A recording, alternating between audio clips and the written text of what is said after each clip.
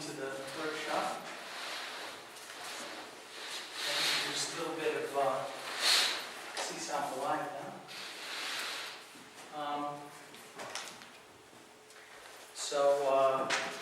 I'm Richard Boulanger, and this is Ableton Live. This is this kind of production environment where a lot of people make compositions. They're sort of instruments that you can kind of assign and build, and all of these instruments that you're seeing below, analogish and FM keys and percussion and FM and waveguide reverberator, in fact, are very familiar little things to all of you. When you push the .C here, they open up cutesy sound instruments, so they're all running, in fact, cutesy sound within this host, and they allow for a sort of production that we don't typically hear or do with csound.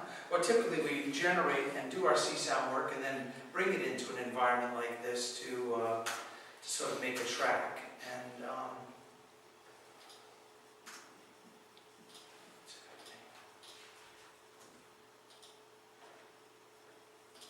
okay, so let's fix this.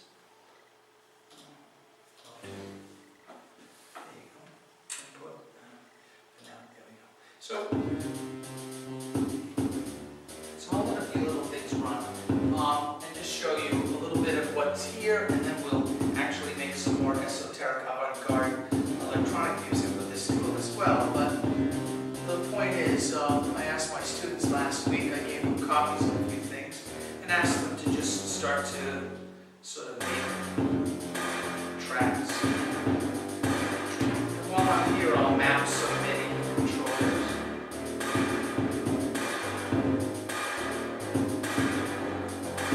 So now I will be working the reverb.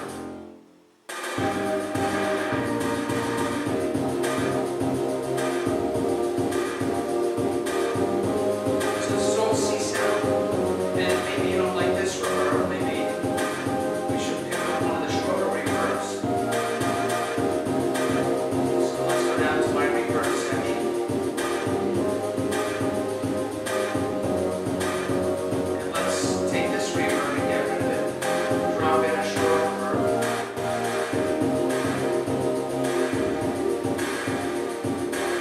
You kind of recognize this sort of springy metallic sound, let's say. And maybe while listening to this, we would like a little more EQ or some of the things that csound doesn't do very well. But we can grab things from Ableton Live suite of 40, 50, 60, hundreds of sort of effects and controls, and we can sort of add them to our mix as well. When you're building instruments in Ableton Live, or doing sound design in Ableton Live, you just grab the sound and throw it into the strip here at the bottom, and that is automatically linked into your instrument. So let's just pick a 8-band equalizer, and let's say we're just going to choose one of these drum EQs. So here I now have, I'm equalizing my reverb with a multi-channel equalizer that, isn't part of csound, but csound gets expanded by everything that's in Live, and Live gets expanded by everything that's a part of csound. Okay? So let's stop this for a second. And by the way, there's a whole kind of sequencing view that looks a little more like that was the mixer view you just saw, with me kind of mixing instruments and adjusting sends and designing sounds and tweaking things a little bit. I could solo and mute all of this, but also in here in the kind of sequence mode, I can get in here and draw all kinds of breakpoint envelopes that deal with all of my automation. I can pick any track that we're listening to and go back and zoom in and look at the notes in the track or look at the part and sort of work that as well. Here's that track section that I can do on a sort of a piano roll editor, control velocity, so all the production can be done in this environment too, and yet the thing that we're producing with is csound through CsoundForLive. I'll give you another small musical example or two, and then I'll show you a little bit how this is built, and again why I think it's important in that it sort of makes csound completely accessible to the masses, and also makes csound work the way that professionals work. Most of the time, we're working on our projects. Well, we know we're happy to work with a word processor. We're happy to spend forever designing our sounds and producing our pieces very slowly and carefully. But in fact, the style of our pieces, and in some ways the sound of our pieces, and the kind of music that we make, this laborious, drone, ambient, textural work that we do, is because that's how we do the work. You know, some of our aesthetic is characterized by the way that we work. I'm not saying you all need to start making drum grooves now and drum beats, but I'm just saying that it will allow you to work in a very different way. In a minute, I'll show you all of the pieces of CsoundForLive so you can see everything that's there. And you'll see that even the way that we work now, this environment lends itself to that. But let's pick another track. This is a little more like a kind of 9 Inch Nails or a Talking Heads sort of track. The point is, I've given these kids CsoundForLive 3 days ago and said, I'm going to a conference, can you make me a track? Instantly, they're making music with csound. Now that doesn't mean that every one of them is going to then want to study everything that we've learned and that we've taught and developed about csound. But in fact, some will. So if we look at some of these distortions, maybe you want a wave shaping distortion instead of a power clipping distortion, maybe you want to change this. All of these are sort of CsoundForLive bits. They all link to an about box that tells you some information. We haven't finished filling out all of our abouts, but it tells you key opcodes that are involved. I'll show you an about box that is finished. Has links to the csound book, the canonical reference manual, CsoundForLive, Cute csound, Blue, the csound journal. So whenever anyone's here, not only do they get the csound manual, but they get brought to the community and to all of our work. They get to the csound mailing list, the floss manual. So it's just sort of, well, how's that wave shaping distortion? I've never heard of that. What is it? Floss manual, csound mailing list, csound book.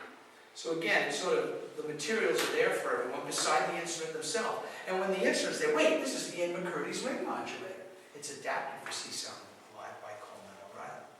So we've actually sort of built in a lot of things, and we actually have a scheme where when we've been inspired by instruments from the community, we've tried to contact them, we talk to Ian, and the developers get a royalty based on the sales of the little 6-packs. A big part of this is free, but not all of it is going to be free. And so since ring mod might be an instrument that's in one of the 6-packs, Ian will get the 6-packs cost $6 a piece. So it's like $1 an instrument. So Ian might get back $1 because his instrument is in this 6-pack. We're not trying to make money, but we are trying to think of a way of generating revenue from csound. Something we don't want, but it's something we do want. We keep talking about a foundation maybe, or some other, we are trying to think of that. And this is potentially one way.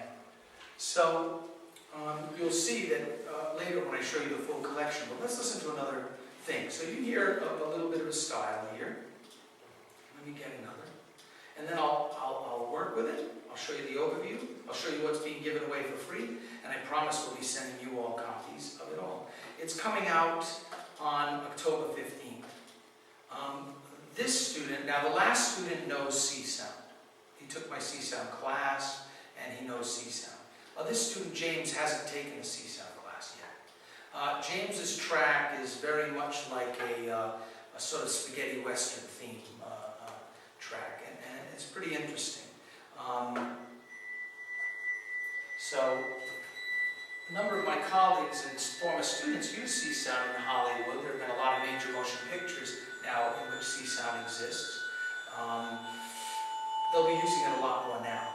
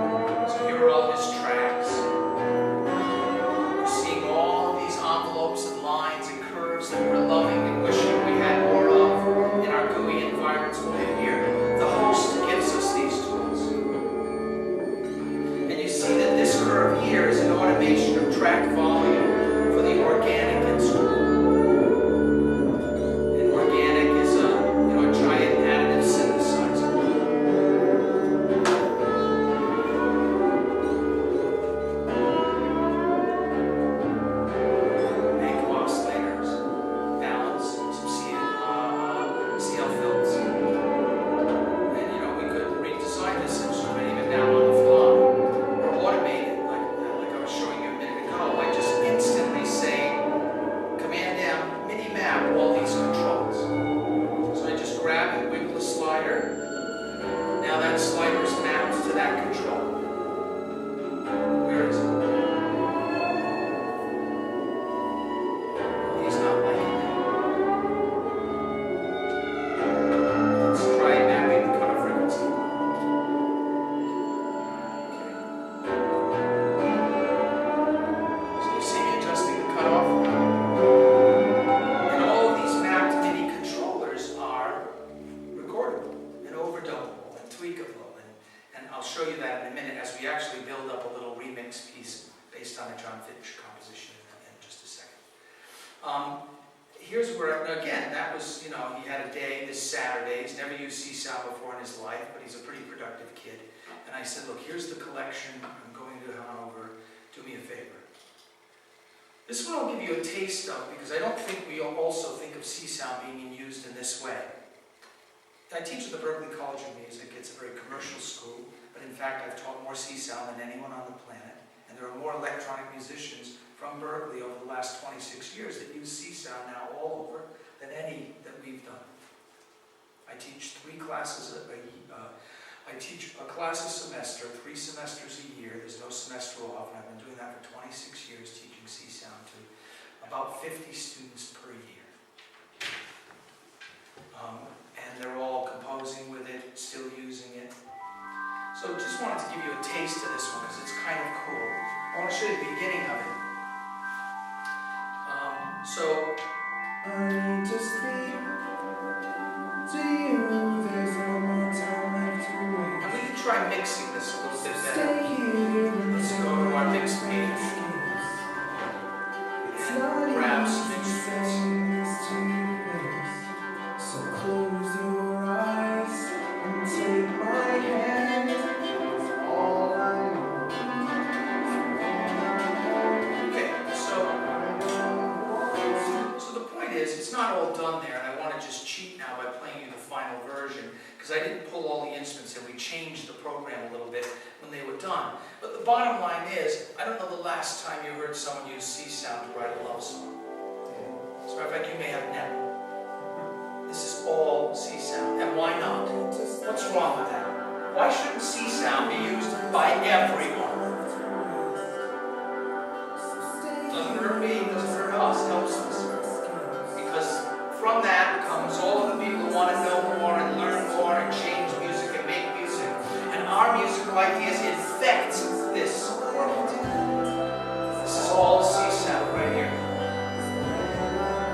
One weekend with CsoundForLive.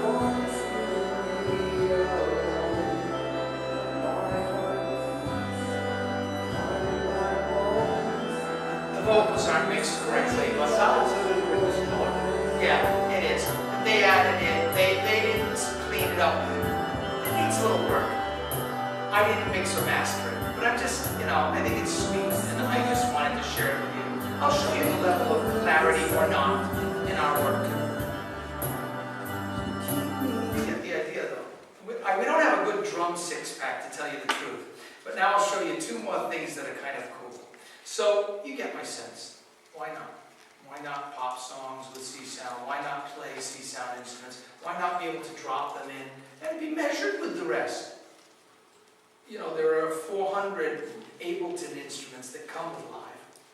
And now they're going to look at our FM and say, csound's FM sucks. Or not. They're going to say, csound's FM sounds better. They're going to say, wow, wave train synthesis. I've never used wave train synthesis. What's that? We've got a wave train instrument. They're going to say, streaming vocoder stuff. I've never used that. They're going to say, particle reverbs. Wow, because there's a particle reverb in here already. They're going to say, oh, phase vocoder. Well, by the way, not only do we have a phase vocoder, but we have it where you drop the files in here. It actually runs the PVOC utility in the background, copies the PVX file into the folder, and then gives it to you in real time. And it all happens, because our computers are fast.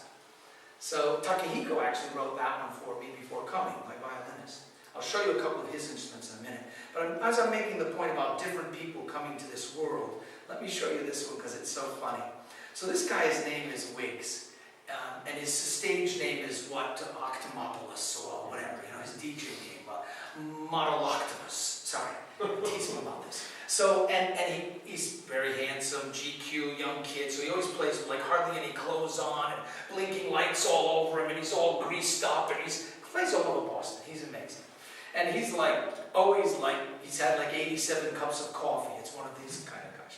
Oh, you know, hey, check this out. Oh, Dr. B, look, you know. So I kind of said, Wiggs, we'd love like a dance track from you. And I'd love you to sort of do something with live. Now, this is his live set. This is being synthesized right now. We're not listening to audio. This is csound cooking. I did let him use his own drum kit. We need a new drum kit pack. But I just want you to get a little vibe. And he's combining some of Ableton Live's instruments with some of our instruments. So as you see, he's using our buzz lead, and he's using their EQs and things. And so you get, and it gets groovier, but it's this simple kind of house, neat house stuff, and really great. But here's the best part of it. So let's get his track out of there for a second. Then it gets better, and it's got really good hooks, and he writes good little lead lines, and he knows how to do it.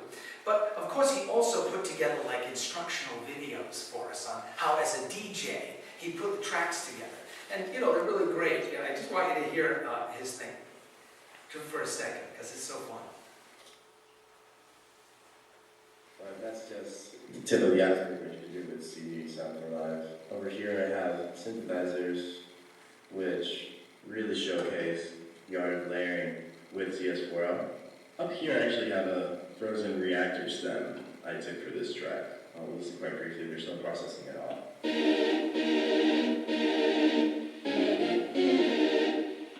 Super simple, very straightforward. And that line is being layered with this great synth coded by Matthew Hines, and it's called Organic. So this synth basically works as a little drawbar organ in a way where you can accentuate partials of frequencies you want to bring out. And you have a little spread feature, which is great in CS4L synths. You can decide to layer it into stereo fields and create even more like fuller effects while leaving like mono synths in the middle. So you get my point. He's just sort of giving DJs production techniques and tips like, look, if you layer like this, you grab this thing, and there's this wonderful feature, and he goes on, and it's just so fun. I mean, I said, hey man, do a little demo video for us, that would be cool. And all of a sudden, this guy's like super selling, listen, you layer, and let me show you some of my tricks where what I like to do is I like to take an instrument like this, and he actually showed me some techniques that I didn't know, which are super turned me on, where you can do something in live called grouping. It's a new feature in live, like groups and macros. So you basically take a single instrument, you tell it to make it a group, and then it instantly layers that instrument. You have multiple copies of it, and they all kind of get the same global note and controller information. But then they have an associated macro page with that. So you map from one controller to 40 or 50 parameters in this group, and it's just playing a lead line and thickening and fattening and detuning. It's really powerful, but we can do all that in csound now if you're sophisticated enough to figure out sub-instruments and meta-instruments and calling one instrument from another. There are tricky ways of doing it. Here it's just Command G. Now I'll do one for you in a minute, but actually Wiggs taught me that trick. When he was doing this demo, I said, hey, what's that grouping thing? Show me that again. So it's going to be pretty neat. And just along the lines of video demos. So you know, I've got one kid who's been doing a lot of demos for us and instructional videos, and I just want to show you like a couple of them or a little bit of one, so you get a. I'm Matthew Hines, beta tester here at CsoundForLive, presenting the additive 10 synthesizer.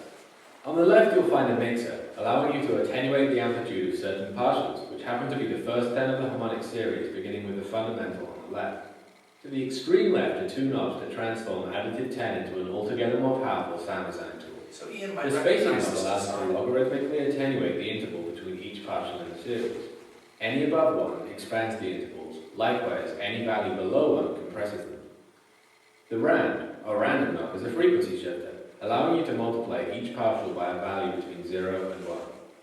In terms of signal flow, this math occurs after the spacing calculation. So you get my point. It was required that he be English and have an English accent. You can't kind of believe us. Another Ian instrument is modal. I'm Matthew Hines, beta tester here at CsoundForLive, presenting the modal acoustic imitation synth. Modal works by running an impulse through a series of resonant filters representing different partials of the sound in question. This method enables some extremely lifelike synthetic timbres such as the vibraphone or the xylophone. You'll notice these have got 2 of the 20 sounds available to you, which when selected internally define the appropriate. You get the idea, right? I'm really trying to put together the full package in a way that my students or anyone, now almost all of this is free. When they download the CsoundForLive package, they're going to get something, well, they're getting all of my tracked instruments free. They're getting what are called the CSound Masters free. So that includes a couple of Ian, a couple of Joaquin, a couple by Rory. So they get a group of beautiful, masterful instruments by these guys that are all in this format, all MIDI mappable. Plus, the most important thing they get is the CSD player and the MIDI player. So the CSD instrument is right there in the bottom. You drop any CSD file on it and it renders it. So all of CSound runs. But wait, that would mean I could layer and add EQ and compression and ring modulation and string together other CSound effects right after that. So it runs anyone's piece, and like maybe you would even like to master your piece a little bit. Maybe you'd like to take your piece and normally you would take it into Pro Tools or whatever. Well, run it, add all the EQ and mastering from live. Bounce, done. Or maybe you'd like to just layer a detune or whatever, or group, like I said, and do a nice stereo spread. It's really nice. And for instance, we'll just watch one little more video because, like I'm Matthew Hines, beta tester here at CsoundForLive, here with the Wave Terrain synthesizer. Wave terrain synthesis, in a nutshell, involves defining a 3D space and traversing it at a given rate. Our Wave Terrain synthesizer uses 2 waveforms to effectively model this terrain. Using a similar implementation as CsoundForLive's 2 additive synthesizers, the 10 and the 30, both the X and the Y modules contain amplitude sliders for their 12 partials. you get it. I think kids are going to learn a lot about synthesis, and they can open it up and CSound is right there. So it's going to be nice. Now, what I want to do is actually do one with you right now, so that I can show it to you. Let me give you a sense of the whole collection. So the whole CsoundForLive collection, which will come out, like I said, on the 15th, includes, in terms of instruments, here they are here, and I'll try to zoom in a little so you can read a little better. So, you know, we have a couple of bonus packs, an audio player, sine wave generator, snare block, synth drum. The bonus packs are free, crickets, Hans Michelson's crickets, of course. I used them in my piece that I played on Dante, that I said they were Boland Pierce crickets, so that's my CsoundForLive version of the crickets. Here's the CSD players. These are free. This is the MIDI version, the noteless player. We'll use that in a minute. From the sound designers out there, we have 6 packs of other developers. So John Clements, who you met, has developed a set of samplers for me. They were very important in realizing my early works that you heard in the concert the other night. So we've got a classic sampler, crossfade looper, which is actually Lossel 3, just the idea of doing that, and a sound font player. So the sound font player is quite great. We'll throw that in a minute when I add strings to John Fitch's Hen on a Tractor piece, because I always felt it needed some kind of string pad, some lush string background, and a cheesy melody, which we'll add with maybe the modal synth in a minute. I'm just winging it, but we should certainly make the commercial remix release of the Fitch catalog while we're here.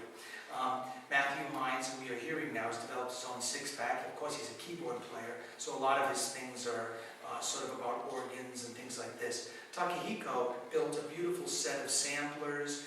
His is the phase vocoder, which is great, and he has a nice comb resonator example. Let me show you his comb resonator for a second. I assign his doesn't have the sexy skin on it yet. This is how it comes up looking in live. But we're adding the skins so that they all have the same look. But this is how it looks before you add the skin. So the bottom line is, his comb resonator is saying to me, drop a file on here. And Piedmont certainly knows about this wonderful capability of Max MSP, but now it's a capability here. So So if I just go to my samples directory and I pick a sample like a drum loop and drop it on, then this guy's ready to go.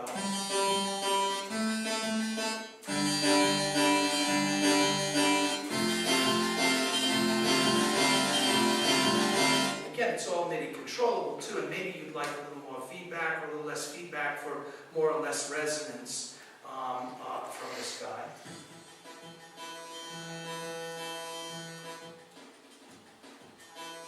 Or if you were trying to do your Paul Lansky piece, then you might choose, something like this.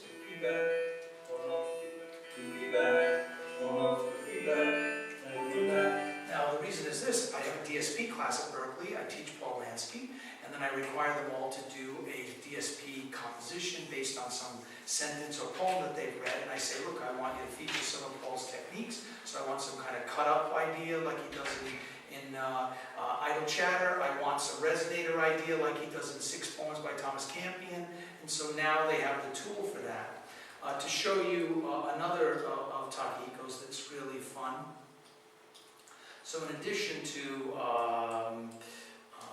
that, Takehiko has built a table morphing 6-pack. And the one he used that you saw a lot of in the performance was pendulum waves. So what this is doing a kind of cross-modulation where one oscillator is modulating another, causing these kind of beating and wave patterns. And you can change how many voices are in here. He's got a low-pass filter in the design. Envelope generator. And spread and detune. Right? And also you've got a rate that this should evolve. And all of those things are MIDI controllable too. Right? So here was his sort of pendulum synth that he used in his composition the other night. It was controlling in real time. It's a beauty, but what you're seeing here is the ability to visualize some of what these synths are doing, and we're taking advantage of some of the beautiful visualizations like you saw in Pimon's lecture moments ago, and in Pimon's instruments, and we're bringing them, making CSound have them in the live environment too.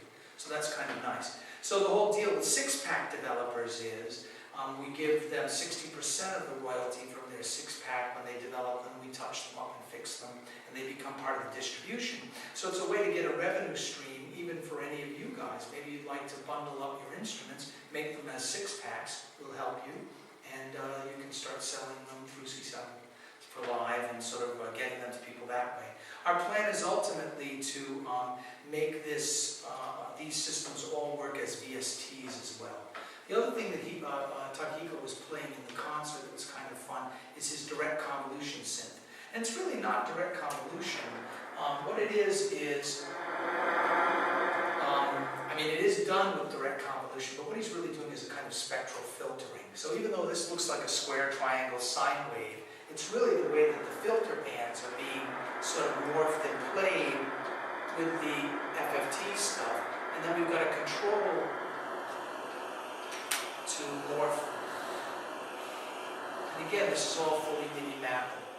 So this is a very different kind of synthesizer. It's actually nice when he brings in the noise with the bandpass filter.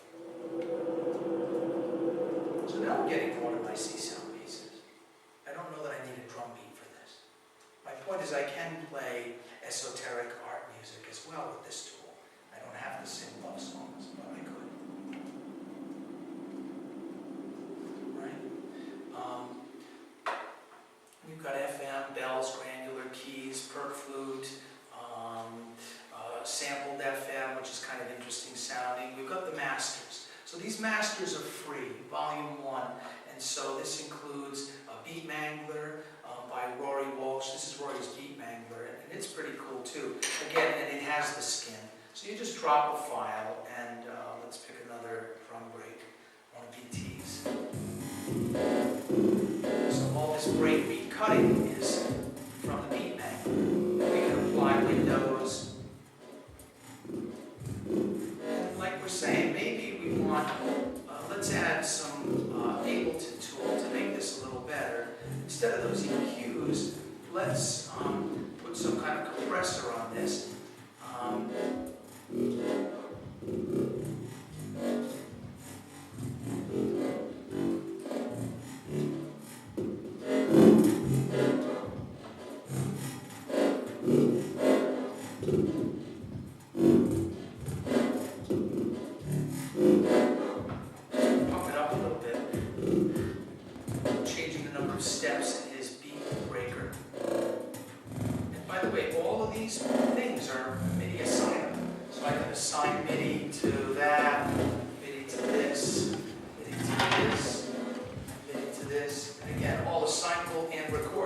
that quickly.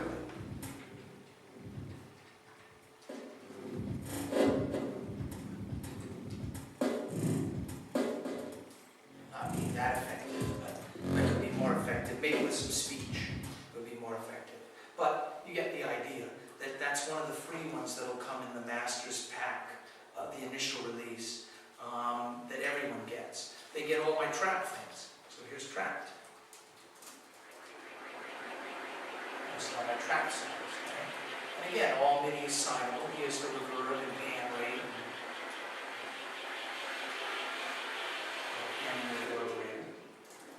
And if we change some of the parameters in here, or assign them to MIDI, then I can play my instruments too. So you just click on it, map it to any MIDI control right in front of you. Pretty quick way of working. And again, it's all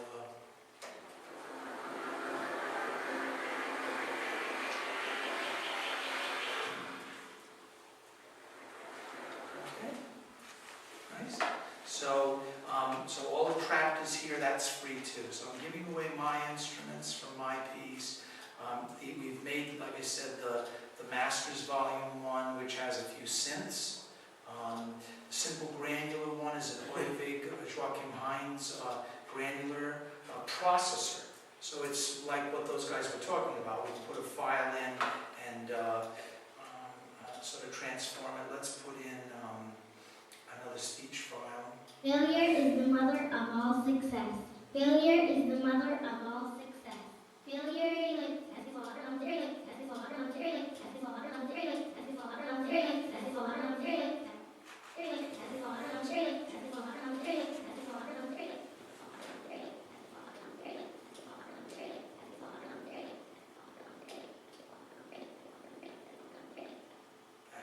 So time stretched it now.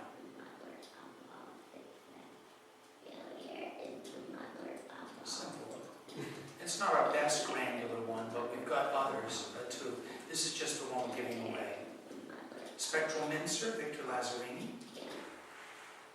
Drop a file and mince away. So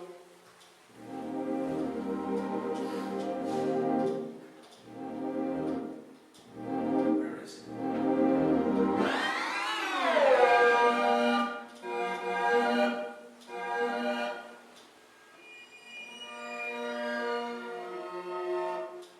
Sort of like a time scaling phase recorder, this one. I was thinking it behaved a little differently. I wouldn't have pulled it out if it was this boring. But there's some things, right, that we can do. Now, because I don't want to run out of time, and I do want to stop at 12:30 like they asked me to do, I want to show you we've got mono synths, we've got lead synths. Masters Volume 2 is more stuff from there. And this is the instrument collection. You're seeing them. Additive, FM, percussive, flute, analog, buzz, modal, etc. You heard them making some music. Pluck string, of course, wave terrain. And then we also have the effects that we've put in there. So we go down to our effects library, circular pan, and multi-chorus, and babble verb, and compander, and multi-flanger, some of the ones we created, Butterworth filts. So, we even combine them quite a bit in kind of combination mode. So here's that Victor thing, but now we're taking advantage of some of the filter capabilities. And let's do this. Spectral blurring, why not we have that? Spectral freeze.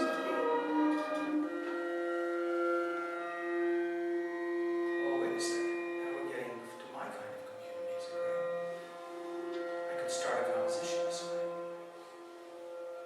Automate this and do some panning. Let's change the EQ here since we're spectral freeze.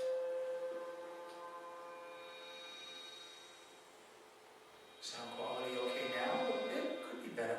Live sound quality, I must say, is not super, but it's not bad. And the fact that I'm doing all this, spectral sample and hold, spectral freezing, let's get rid of freeze. Let's go to sample and hold.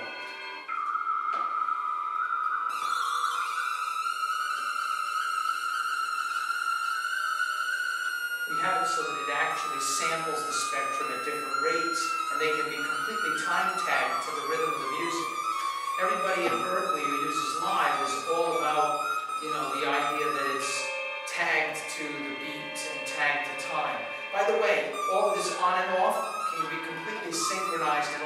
side to be. So you could have a track that just pops in the spectral sample and all that out. You know, so it's allowing people to do all of that.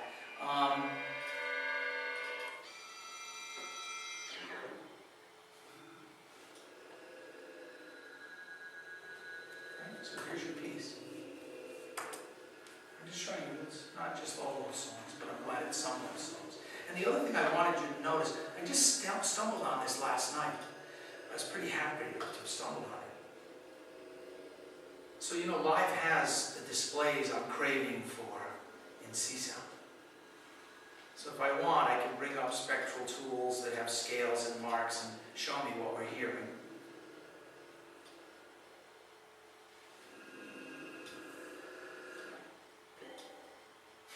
Right? So it's going to be a nice teaching tool too in this environment.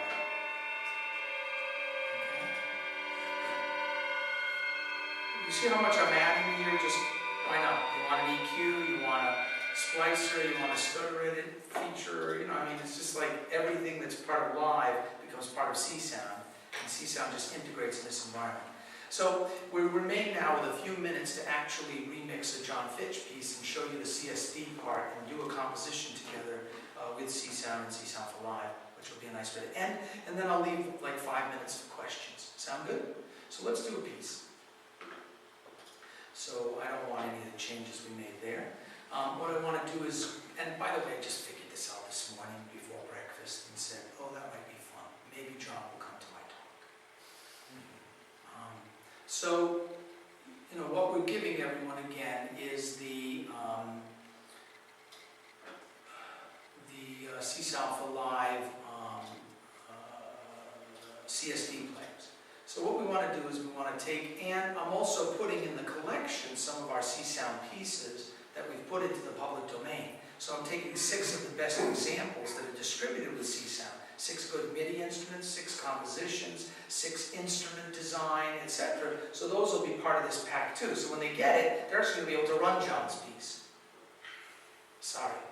I think it'll be very nice. So here's the CSD player. It just comes up and it says, hey, drop the CSD file here or open it. So I'll just say open. I'll go to my desktop. Here's my demo, and I have my compositions right here. So let's pick John Fitch's Hannah. I don't know. Could use a little bass. No, let's go down and let's go to my effects, and let's put circular pan on this.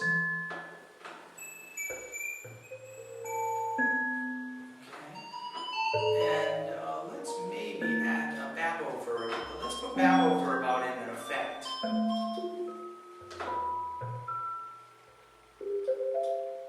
And we're not hearing it yet because I need to send his piece out there. So let's start it again.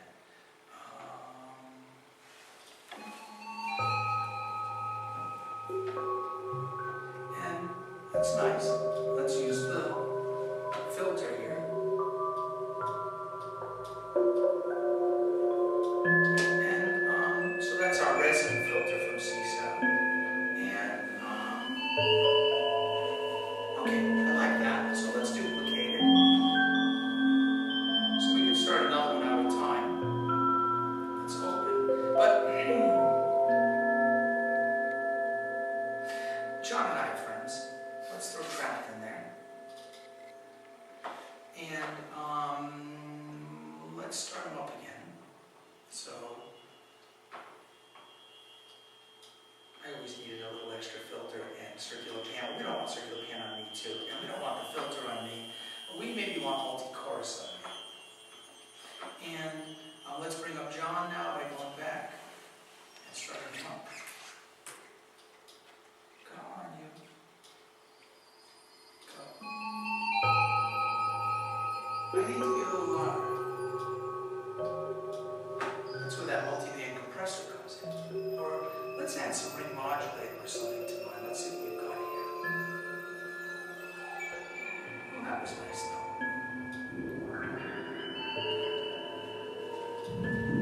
Kind of working. Don't you think, John?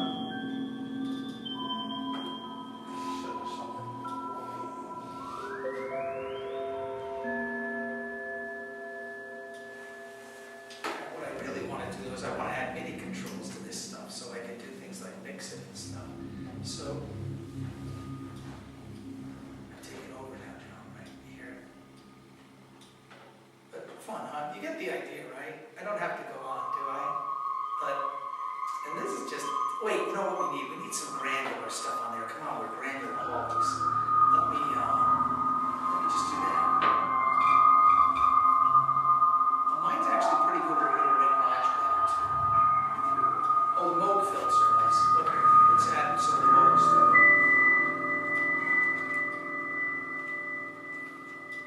Ladder's the most stable.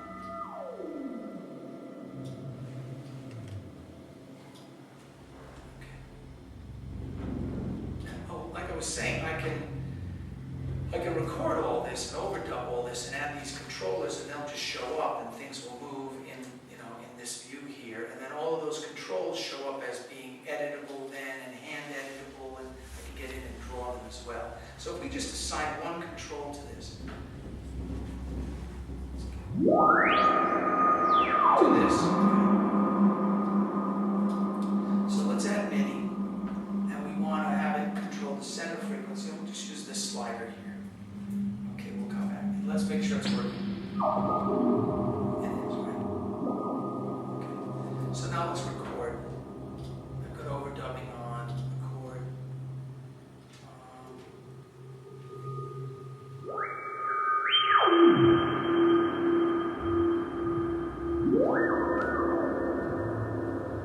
Now, let's just see if that showed up. In there? No, it should be recorded in here, but there it is. That's what I just did. You see the curve?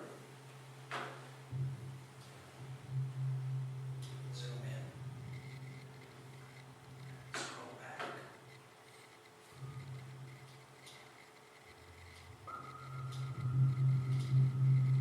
We're overdub. Well, no, I want to get out of there. Maybe I just erased it.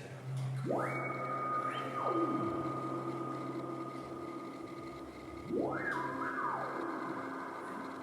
So you get a little of what I'm trying to show you that you can do and we can do. And when we started to edit, it always puts a little red dot by the controls that have been edited. And this all comes from live into our world. Actually, I liked yours this morning, John, and I don't know where it is. Oh, that's where it is. It's under guitar effects. That's where my ring modulator is. Let's go back to John's track. And I'm going to tap back to the mixer view, and John's here. And I don't know why his isn't looping, but let's start him again. And let's put a ring modulator here.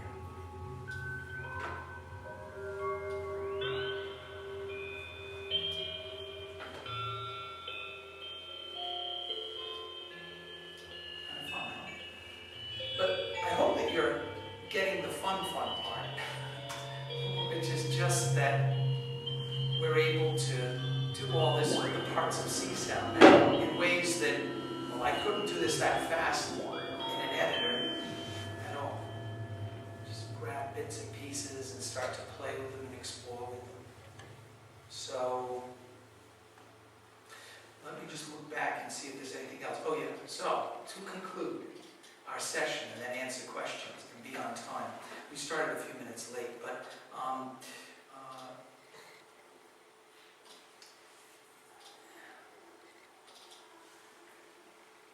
the box.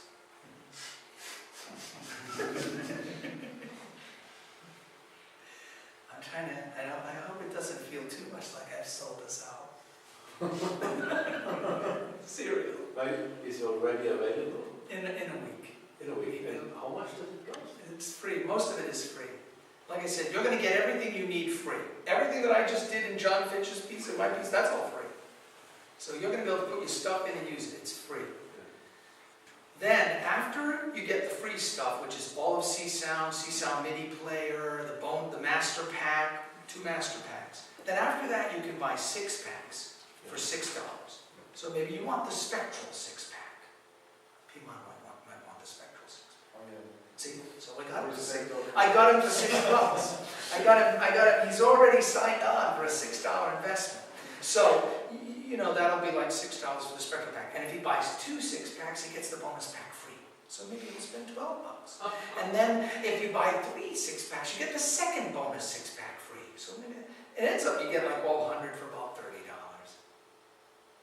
That's good value for money. It's amazing. I think that the GRM tools, the spectral tools, like cost around $300. I know. Ridiculously cheap. I'm trying to do it so that people don't steal it. I figured for $1, you're not going to steal them.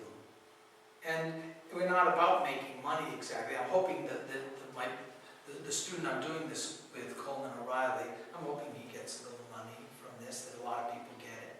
But, you know, we're doing it to have this new way of working with csound.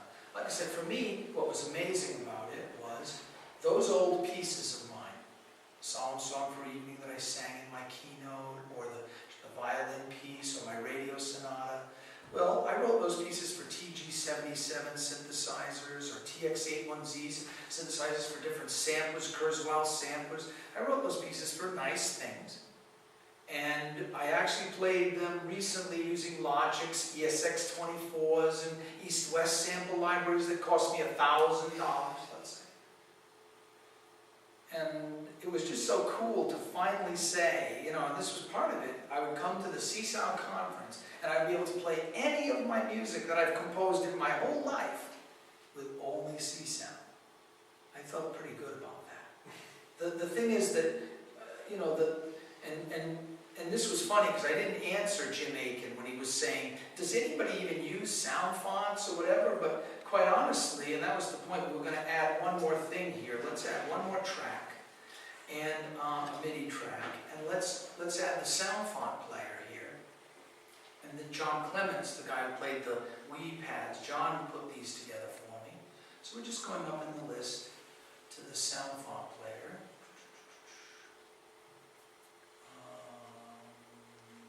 You're missing a search bar. Yeah, they're missing it. Yeah, I agree. It makes life a little tough. And we could make it easier by putting everything just in a,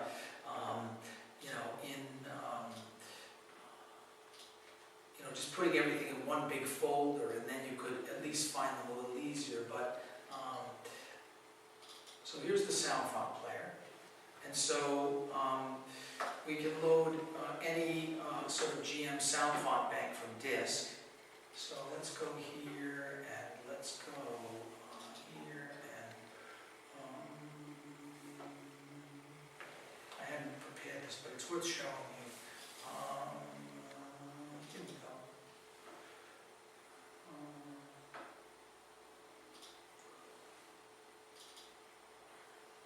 And then up there. Hold on, I think they're right in my samples folder. There they are. Thanks. Let's just grab a sound font bank. So here's this. So, you know, if I want, they're all here. So they don't play as well in tune. So this is what John needed. So let's add this. We'll go back to John's piece. And we'll add to this just a little extra reverb to make it even sweeter. By the way, the Sean Costello reverb is in here. We call it waveguide reverb. Thinking, and my reverb's from Trapped are in here. We call it B-verb. I'll use reverb on this, that'll be good enough. Let's make a lot of reverb if we're going.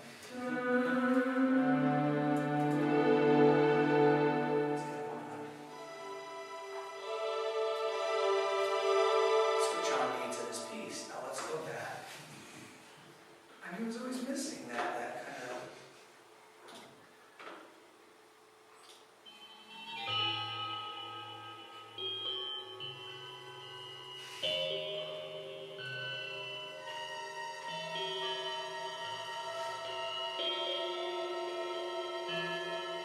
Hollywood now, John. Hollywood. It's great. I mean, someone's going to come out of the closet right now with some kind of knife at this point. Something's going on. Sort of Jack Bauer is about to get tortured on 24.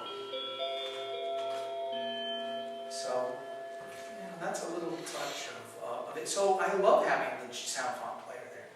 Not because I like our General MIDI sound font bank, but you can use a number of programs that are very cheap to build sound fonts.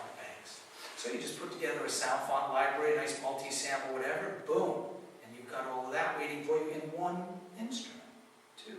Although the samplers are there, and everything that we drop in here is memorized. So I can save this for the next session now. Let's save this project, call it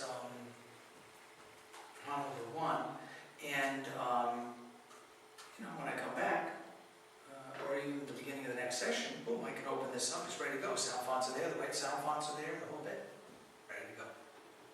So that's kind of nice too. You work on something, you get your settings right, get all of your controls right, hit play. Come back and remix later. And again, it doesn't impose or put a style bias on you at all. But it's going to allow a lot of people to start using csound and the way that they work. And I'm 100% convinced that they will then come around to seeing the way that our work can influence and affect their work. And I think we might enjoy how they're working better. That can maybe speed up or influence ours. So the integration into this tool, into Live especially, I feel is pretty great. The blurb that I had written at the beginning of this talk that you had read, but I had kind of copied and pasted from the Live stuff. But what comes with Live is time working and beat mapping and all kinds of MIDI mastering tools, support for VSTs and audio units. So when Rory finishes his VST thing, those drop in here too. Live itself is pretty expensive, that's the problem. I think as a program it's pretty pricey. I can only tell you this, what you get with it is a lot. In the same way that Max MSP is expensive, but you get a lot. So sometimes a program costs some money, but it's worth it when everything that comes with it in terms of a production environment. Live even has these beautiful sample editing environments. You can do a lot in there. It really is a whole production environment. Live, I must say, is not a Linux program. It's Mac and PC. But who knows? I don't know what this will inspire. But it might inspire someone doing the whole collection like this in LADSPA, and so that it all works in Ardor or whatever. So I think this idea of making things that are part of csound become part of other hosts and working environments is potentially a direction for us to consider. Well, it is time for us to stop. We've gone over, but we actually started out this late. I'm going to be very happy to answer questions, even now, but let's just say we've officially stopped. So that I'm a little bit on time, but I'm right here to answer questions and hang out. Yeah, so please. What does it mean for a person who wants to write the csound plugin or the csound code? Good news. You'll just talk to us, but it's easy as anything. I mean, you have to have Max. You make it as part of a Max patch, and we use csound tilde, which is Davis Pion's, Matt Engel's Davis Pion's version of csound that runs in Max. But it's very simple to do. I can show you one too, very simply, or I can show you one later, like in the next session or downstairs at another time. There's a button that opens up the Max patch part. And so you'll see there's a csound tilde, there's a CSD file that gets loaded in, there's a few extra knobs and sliders that come from Max, they're all linked together, and there's like plug in and plug out, or something of this sort, save, it's now part of CsoundForLive, or it's now part of Live. But in the CSD code, then you have to use channels. That's right, we're saying chan gets, we're using chan gets instead of in-val, out-vals. And what about the sample rate? We're using 44.1, there's no limitation. Live goes up to 96K. But it has to match in the CSD file It does and the not. project. It does not. Oh. It doesn't. We were surprised. So you can actually have a CSD that has a higher sample rate than Live or vice versa. Actually, I discovered this the flag line that lets you rewrite the sampling rate of the CSD. Oh wow. So you can detect the sampling rate of the host and then restart the CST, reset the CST. Yeah, I bet you know a number of tricks that would help us, and we might have learned a few that might be interesting to you too. Yeah, exactly. So, I'd love to know if more you've about played this. with Pimon's examples, and I hope you have, it's no bullshit, that's why you want Macintosh. If you've played with those, you would need to know that all of his are made in Max using csound tilde. So he's done that. Now what he didn't do yet, but obviously his could be here and make his own thing. He could have FF Tools that could be a CsoundForLive thing in 5 minutes. Or his own, Pimon for Live collection, P-Sound for Live, right? So he adds 2 more modules, 2 more little things into his Max patch, and it runs in Live. That's what Max for Live made possible, brings those worlds together. Can I ask you mentioned that you're thinking of expanding this to VST instruments. Right. What is the... Well, our trick is going to be, and I'll tell you what our trick is because I think you should use it. We're just hoping to go back to the earlier version of Max that supported VSTs. So I'm going to try to build them in 4.6. Now it means I can't use some objects, but I'm going to go back to Max 4.6, take all of our csound tilde and csoundForLive that we've built and save them as VSTs from there and see if I can't get that to work. I have a feeling that they won't work with the latest versions of Pro Tools and We'll see. Live. Yeah, you're probably right. I hope they will. I hope so. Yes. All I'm saying is I hope. And I'm not, that's definitely not that's coming next. But that's our hope. That we'll be able to go back. Our plan is let's get this working, get it right. You notice there I mapped a slider, it didn't move. So I've got to, we're just going through now over these next 15 days and making sure everything works so we can bring it out at the Cycling Expo. So in cycling, on October 15th, is a big cycling workshop, like our seminar here in New York City. And I'm invited there to present this as part of the expo. So, and we're going to give out copies to everyone there, to all the Max people. So that will be the big final announcement that this exists. This is just a kind of pre-announcement. We haven't really released this. And I wasn't even showing this to you here. My student, Jake Joaquin, was supposed to talk about csound and processing. He's doing amazing work. And at the last minute, he couldn't come. And so Joaquin wrote me and said, Richard, would you like to do anything? How about talking about csound with the Wii or something? I said, how about csoundForLive? So we haven't really announced it yet, but that's the plan. And so you're getting a preview in a way. As part of the installation, do you need to have csound installed before? I don't have the picture right here, but we actually have, when you download it, it's going to look something like this. Is it in graphics? Yeah.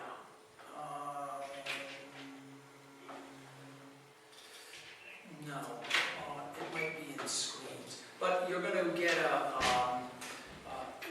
it'll have an installer that,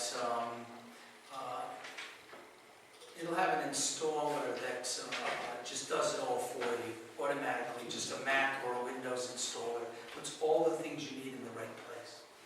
And we have a nice little screen that looks like a bookcase. It's on that screens folder, so it's not in tips. It looks something like that. So it shows you, here's csound, here's csoundForLive, here's the user manual, the csound manual, artist demos. So you'll, when you open up our installer, it'll be there and you'll know what you need. And we also have a process that installs everything, the latest csound, the whole bit. So yeah, but do you need Max? No. Do you need Max for Live? No. It's just, everything you need is here. csound tilde, which you see, and latest csound, and it automatically installs all of it. So that's that. Seem good? So I'll make sure you'll all know about it. You'll all get copies soon. And Ian, we have a lot of Ian's instruments that we've implemented, some of which we're giving away as part of the Masters Pack, a couple, but most of them we're just sending Ian money. He told me he didn't want money, but now that he sees this, he's saying, wait a minute, money. I was just going to ask about sort of the future developments and in addition. I mean, I was also very flattered that your students were able to use a lot of the instruments that I published for. But I hadn't written these examples with the idea for them to be used in a commercial package. But I wonder if it might be interesting to maybe make a call from the CSOund community for suggested instruments, and maybe also if you kind of polled your students who are obviously much younger than most of us and probably represent the cross-section of users for Ableton, they might have ideas and suggestions for what is lacking and what is needed. You mentioned They already told me we need a bass pack. Yeah, They said, man, there's a bass 6-pack. I said, oh, it's coming. you know, I think if you make a request to the CSOund community, it might be interesting to see what people propose, and maybe your students could kind of set up a panel and choose. That's our hope. I want to involve, and I'm so happy that Ian said this. Like I said, I want to involve anyone and everyone who knows CSound to make 6-packs, and we're just going to put them up. I didn't show you the website. I'm not sure I'm online, but our website looks beautiful, and it shows all the panels, and it shows the 6-packs, and it gives links to the people, and talks about, here's Ian McCurdy's additive synth now, put in a, I mean, it's like, in a way, it's super buzzed, hyped like that. And so I'm hoping that CSound developers like you, because as sound designers now, we're all 6-pack developers potentially if we wanted to be. We'll say, hey, wait a minute, I've got 6 cool instruments. Let me see if they'll sell those and put those in as a pack. I could call them my granular pack or whatever themes even you think, and we'll just put them up and have people buy them. So we're putting up the whole shop through Kagi so that you can buy individual packs or buy them in groups. And yeah, why not? What is the name of the homepage? CsoundForLive. CsoundForLive. CsoundForLive, yeah, one word, csoundforlive.com. And when you go there now, you'll even see the info. You can read about yourselves or about things. You'll read a lot about Ian, Victor, people like this, who we used in the free first packs. One more question. Sure. In your keynote concept, you say that you wanted to have CSound without any latency at all. And how does it function? Because the CSound is run anyway, and then there is max between. Right. It's the latency is not bad. It's really surprising. I don't know what you've experienced, Piedmont, about latency, but there are tricks to make sure that the sample rates correlate to each other, and the K rate is a multiple of the sample rate, or it's in common with the max sort of vector size. And there are a few little tricks that make sure that you get optimal, kind of response. And so it's pretty great. We've got a good response. Like anything, if you adjust it too tight, then you get dropouts, and so you play with the K rates on your instruments and buffer size, but it's been pretty good. I've been surprised at how good it is. Now, we also, on each instrument, you didn't see this, but we have a knob that limits the number of voices. So it's like a max alloc trick. So some instruments we're saying, well, you can play 24 voices, that guy, no problem, and some we're saying 2, 3, 4. But we leave it to the user to add more voices. Live is always showing you what the CPU load is at the top. So it's always showing you 80%, 18%, you kind of know. So I found it to be responding very, very well, so far. I mean, of course, all of us are interested in specific numbers, and I haven't measured them, but we've got the tools we need to tweak inside our instruments, inside Live, and so I think the results are surprisingly good. I was surprised at the amount of voices, the amount of stuff. All those projects I was just playing for you, those kids' tracks, they were using 20, 30, 40 CSound effects and instruments, all running at the same time and Live rendering that piece now. So it's pushing CSound more than I have. And even to realize my pieces that I played the other night, I wasn't liking that string timbre, so I layered 3 or 4 of them, and I wasn't liking that sound font player, but I wanted a piano and a string and I was adding stuff I would have never added in a C-sound orchestra. And I was getting the performance I needed. So I'm surprised about it, but I'm pretty happy about it. And I think most people will be. So, and also, kids today who are working in these environments are really a lot more comfortable with issues of latency. I don't mean that they're lazy, but they realize I'm using soft synths and I've got 40 of them and it drops out, I better use 39. It's not like back in the beginning when we started using soft instruments, our machines were a little slow and it would like be, wow, this sucks, I can't use plugs with Logic. And we were, you know, now the kids are sort of used to it. That's my fault. I asked for 400 oscillators instead of 300. And so now they ask for 3. So I don't know. I don't think we're going to get too many complaints about that either. And also with the multi-threading, it will get much better. So. We better stop now so I can do this again. But I want to thank you all for coming to this one. And thanks, Lynn. Sort of sound design and the production work that we do, well, it changes it. And I think it's going to open CSound to a lot of new audiences. What we've done is we've put together a package of about 120 CSound instruments and effects. We've sort of put the collection together. It includes contributions from members of the CSound community.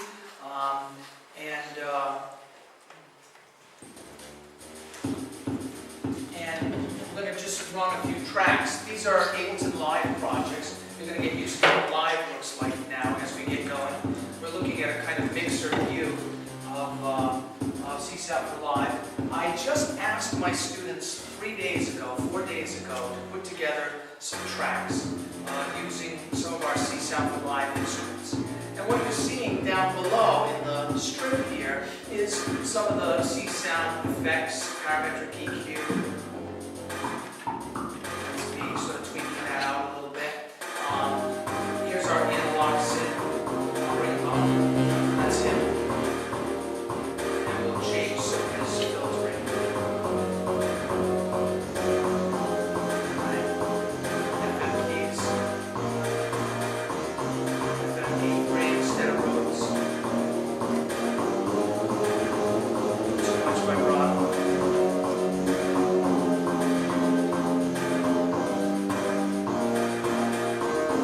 So what you see that we've done is we've sort of put together some classic FM instruments, some basic synths, some processors, and CSound's inside. I just hit this button. There's the CSound instrument, which I can change right here. Save, and my CsoundForLive instrument is working and ready to go.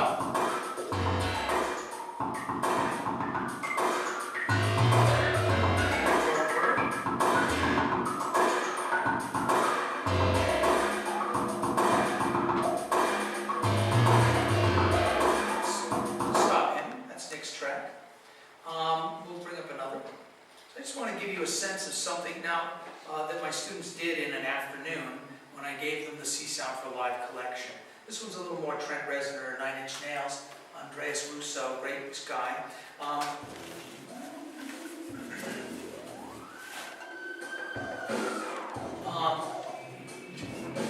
Now, some of our distortion opcodes and built into libraries. What you're seeing in this view, which is the sort of arrangement view, is that you can map controllers or draw controllers in live for any parameter. And so all of that beautiful enveloping that we saw Pimon doing in his thing and I've been asking for a while, you can just build into your live kind of project and edit on the fly. So all of the features of live, all of the great things that come with the host now become part of CSound and part of the CSound production world. James Frierson has never used CSound in his life. He doesn't know what CSound is. And I gave it to him, and on a Saturday he put this sort of spaghetti western movie soundtrack together for us. And you see what he's doing. He's grabbing our organic instrument, he's grabbing our Butterworth filter instruments, and saying, you know, why don't I just sort of start putting this kind of twangy thing together. He's using our pluck strings and some of Live's instruments. Some of our spectral opcodes, spectral blur, our string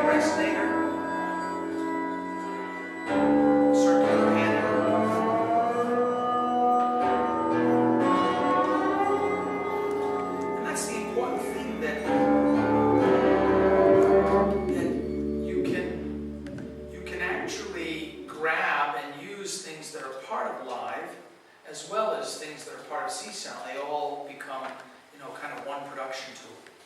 The one that I really want to show you that I think is neat and indicative of the way that CsoundForLive changes how people will use C-sound, and I think it will change our audience in a nice way. We'll start here with this project, and I'll try to mix it a little bit. So this was by Nick and Matthew, and it's just this kind of little ballad.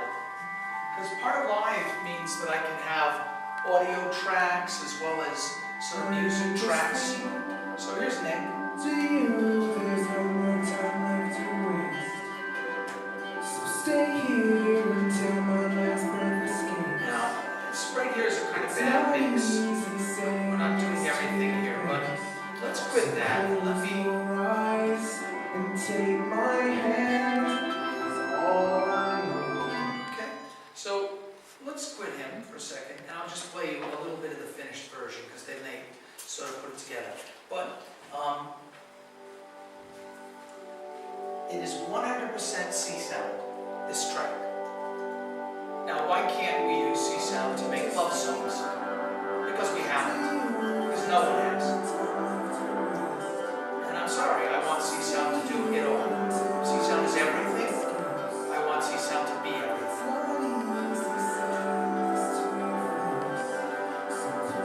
Vocals are a bit bad in the mix here, but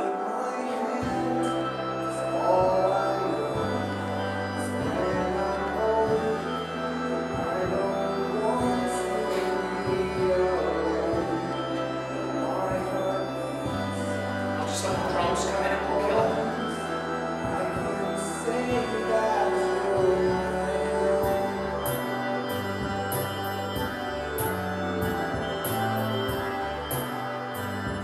You get it though. Why not? Why can't C-sound work for love songs?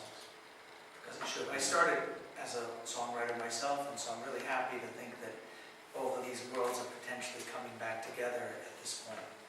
Now, I also think DJs are going to be in heaven with it, and the live is absolutely a big DJ tool and for house and production of that sort.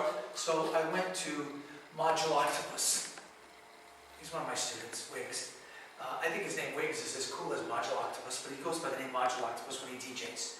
And he's a really cool looking guy, very thin, very GQ. He wears almost no clothes when he mixes. He's got his body all lined up, blinking lights, and sort of and he's a big hit around Boston, around Berkeley. Everyone loves him in the department. And so he put together a little bit of this house track for me last weekend. And I want to show you two parts of it because it's so cool. Now in this one, he's actually combining C-sound with some things he's done with Reactor and other things. I don't have all of his plugins that he used when he mastered it. But I just want to give you a taste for a second.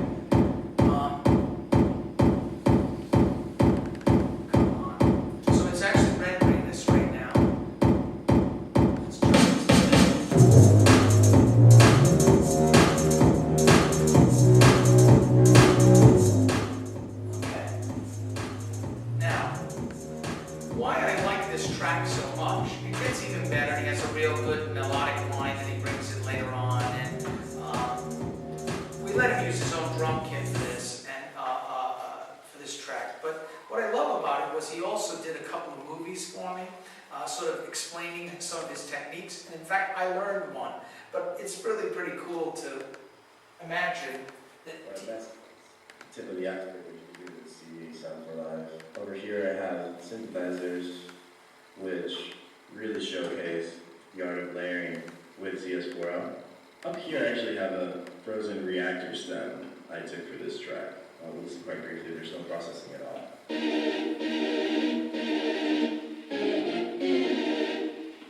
Super simple, very straightforward, and that line is being layered with this great synth coded by Matthew Hines, and it's called Organic. So this synth basically works as a little drawbar organ in a way where you can accentuate partials with frequencies you want to bring in. You get the idea. So, there's more. And actually, he showed me a really neat trick in Live, which I didn't know. Live has this new capability where you can group instruments and things. I don't know if you would ever have used grouping much with Hadron, but so we take any of these synths now, you just say Command G, it makes a group or a layer, the groups are layered together, so I can just clone all my instruments. Then they have a macro thing that goes beside that, so then you macro map into all the instruments. Single controllers that control multiple parameters that are all editable and storable and dynamically contourable. And it's a fantastic technique that he was using to kind of fatten things up in this. And now that I knew that trick, I went back and reorchestrated some of my own pieces that you guys heard that use CsoundForLive by using that group technique. But I just love that sort of DJs are now talking about csound. They should have been for a long time, but now they certainly, more of them will. And you know, we've built instructional videos to support, you know, all... I'm Matthew Hines, beta tester here at CsoundForLive, presenting the additive 10 synthesizer. On the left you'll find a mixer, allowing you to attenuate the amplitude of certain partials, which happen to be the first 10 of the harmonic series, beginning with the fundamental on the left. To the extreme left are two knobs that transform additive 10 into an altogether more powerful sound design tool. The spacing knob allows it to logarithmically attenuate the interval between each partial in a series. Any above one expands the intervals, likewise any value below one compresses them. You kind of get it. He's talking about modal. I'm Matthew Hines, beta tester here at CsoundForLive, presenting the modal acoustic imitation synth. Modal works by running an impulse through a series of resonant filters representing different partials of the sound in question. This method enables some extremely lifelike synthetic timbres such as the vibraphone or the xylophone, etc. But, you know, I don't know that DJs are talking much I'm about Matthew wave Hines, terrain. beta tester here at CsoundForLive, here with the wave terrain synthesizer. Wave terrain synthesis in a nutshell involves defining a 3D space and traversing it at a given rate. Our wave terrain synthesizer uses two waveforms to effectively model this terrain. Using a similar implementation as CsoundForLive's two additive synthesizers, the 10 and the 30, both the X and the Y modules contain amplitude sliders for their 12 partials. Since traversing the plane requires movement, you may use the three knobs immediately above the mixer to define how this occurs. Since movement must always trace an elliptical path, the radius controls define the size of the ellipsis. The center controls the 2 points at which it is centered, and the jitter can be used to allow variations upon this path. Full and unabridged explanations of wave terrain synthesis can be found in Chapter 21 of the CSound book, published by MIT Press. There you go. We've got product tie-in. We found in Chapter 21 of the CSound book, published by MIT Press. So, by the way, Matthew scripted that whole thing himself, just as he was putting these things together. So, you know, it's pretty nice. We're trying to really, we'll announce this thing and bring it out, like I said, next week. We have a box. We have a beautiful website where all these things are featured, and you know, Live has a box, as you saw earlier today, so we felt like we had to have a box. But we're not actually selling it with a box. As a matter of fact, we're not selling very much of it. Almost all of it is free. And that's what you're going to see right now. I'm going to use it. Let's make some music. I just remixed a John Fitch piece, but we'll see about remixing some other things. I'll show you what comes with CsoundForLive, and it works on Windows and Macintosh. The whole collection is quite, as I said, quite huge, and most of it is free. Probably the most important part that's free is that we give away the CSD player and the MIDI player.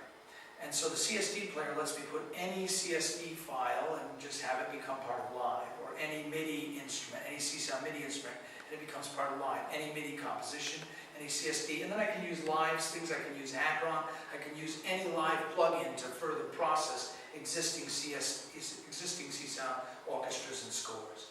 And so essentially all of CSound is in Live, right, like that. But now we've made it much easier by adding all of these simple kind of GUI tools and the like to allow you to just sort of make music with CSound and hopefully be inspired to learn more about CSound. So let me show you the whole collection. Essentially we have a couple of bonus packs which we give away, audiophile players, Hans Michelson's crickets. Along the way we have our CSD players that I told you was the, you know, the kind of big, all of CSound is there. We're going to use it in a minute while we remix a couple of compositions. Maybe we'll remix Stephen Yee's On the Sensation of Tone, add a beat. You know, the thing is a little sleepy, it needs a groove. Well, that's not joking. But I always thought it would have been nice with some strings. Let's say we'll use some sound font strings or something like that. Our CSD players. We have csound designers. So here's where people from the csound community make 6-packs for us as part of our kind of business model. And so John Clements has built me 3 of 6, these beautiful sample players. I ended up using them in my performances on Friday night. Matthew Hines, who you heard doing the demo, has built a lot of keyboard instruments. He's an organ player, keyboard player. Actually, he was one of Berkeley's top performance musicians, but also was interested in electronic music. Takahiko has developed a set of samplers, some really great ones, including a phase vocoder. And the phase vocoder instrument of his has a separate Mac and Windows version because, as you know, the PBX files are different for both formats. But our phase vocoder, you drop the file on. In the background, it runs the utility in csound to do the phase vocoder analysis, writes the PBX file into the folder, and then lets CsoundForLive play with it and use it. It's very, very cool. The one that's kind of even more fun initially is his res comb filter. Now, what you're seeing here is not a CsoundForLive skin, but you will. We just haven't added the skin to Takahiko's and John's. They finished them about a day before we got on the plane to come here. So, what you can do to work this is, you just drop a wave file here. So let's just drop or any sample. So let's drop a drum loop here into this resonating comb filter. So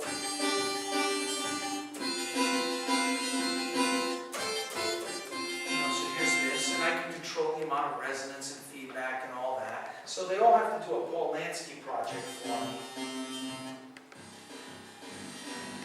Right? And, this might be nicer if we dropped in instead some kind of speech. Failure is the mother of all success. Right? And so all these things support kind of drag and drop filtering. While we're here, Takahiko did build a whole 6-pack on table morphing. And I'll show you the synth that he used in the concert was his pendulum wave synth. Right? Let's bring it up.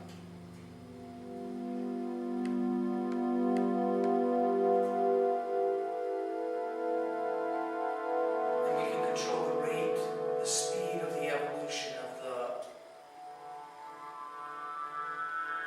And we can add, we've got some filtering here.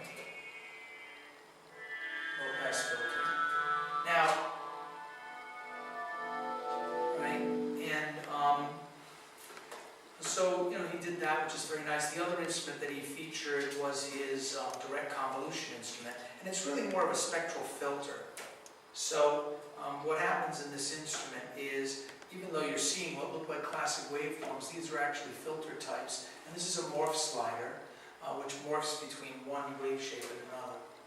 Okay, and right here, should be.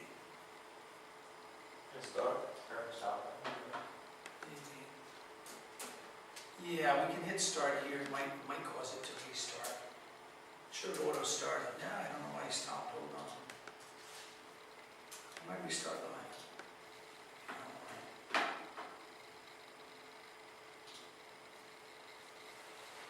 It's just working. Let me go. The nice thing is that they really work pretty well. It's a pretty stable environment, and they're all built in Max for Live. Did my MIDI go out?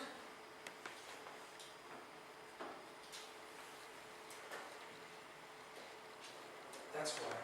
I pushed the CC mode on my controller, so it was all still working. So what's great about it is a spectral filter, and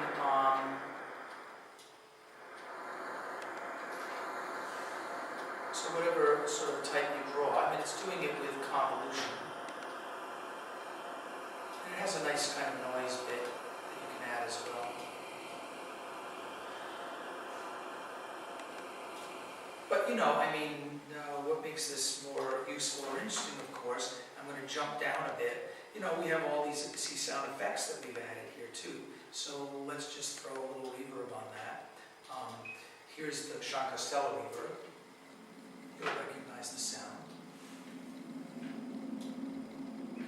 And maybe we like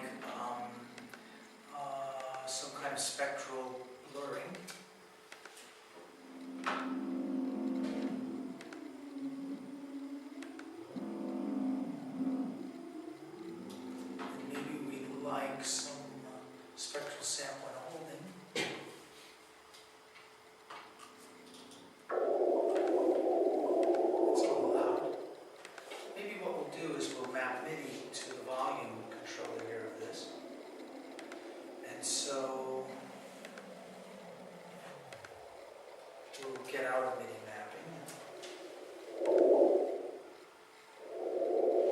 I like that, but I'm doing it wrong. Let me get rid of it there, and let me put the spectral sample and hold out in an effects return. And let's send the direct convolution to A. Now, we have dry, we have wet. And so we'll map MIDI to our wet. Here, we'll get MIDI mapping off.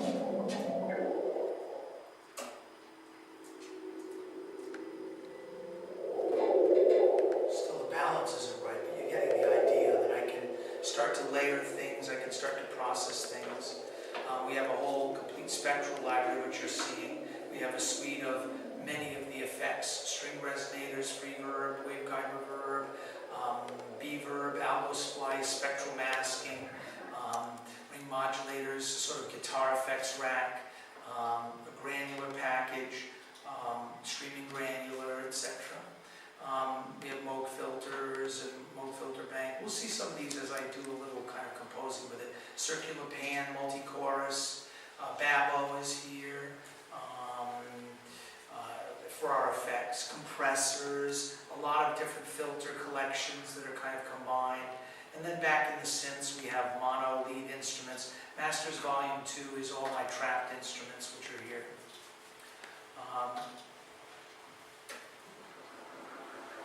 So these are some of my trap sounds.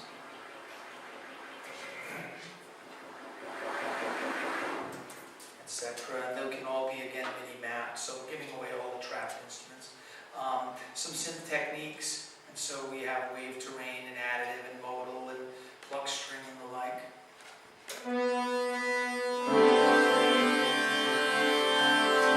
So it's just the wave terrain synthesizer and different pluck string types. So we've got a nice collection of synth techniques, some physical models. They're fun. We notice we call it, I like our names, Mando-like and marimbish. Because it doesn't sound like a marimba or a mandolin, so we couldn't lie. So you get a little of the idea of the range of things. In the simple granular synthesizer, this is sort of particle, Orban's particle that he and Joachim put together for the manual, sort of based on that. So, you know, if we drop The feedback, or not the feedback, that is so heavy, and if you do that, it's not.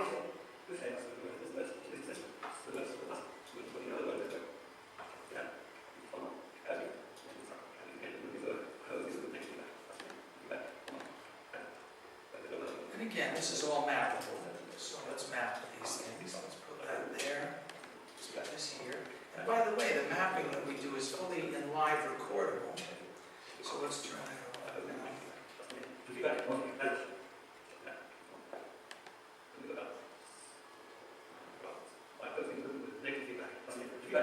You get the idea, right? It's kind of nice to be able to do that. And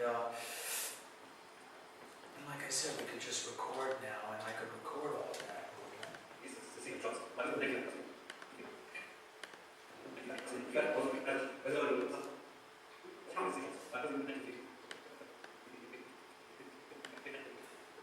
So let's stop. Let's go to the arrangement window. Let's take a look at simple granular. And let's see, playback speed was mapped. This is what I just recorded. You can zoom that out and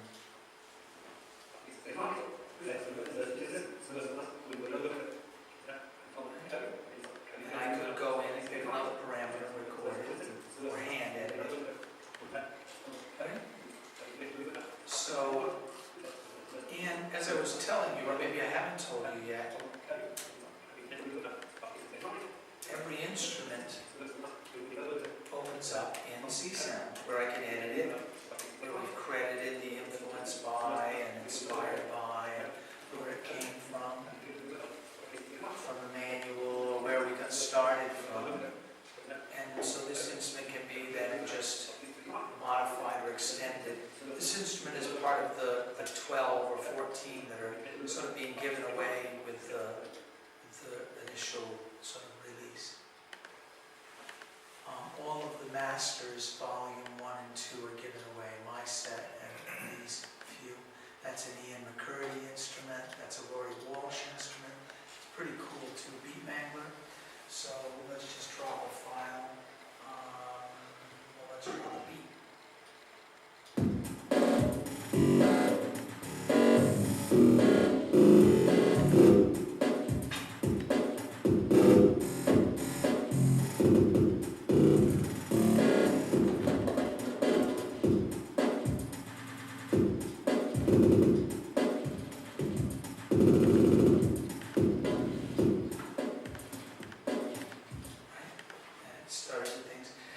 Each of our instruments has a help screen.